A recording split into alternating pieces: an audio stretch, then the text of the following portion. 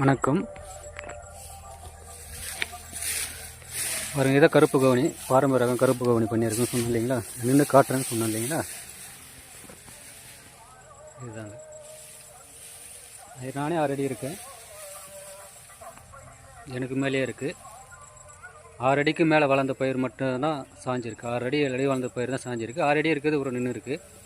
மழைக்கு தான் திரும்ப சாஞ்சிருமான்னு தெரியல.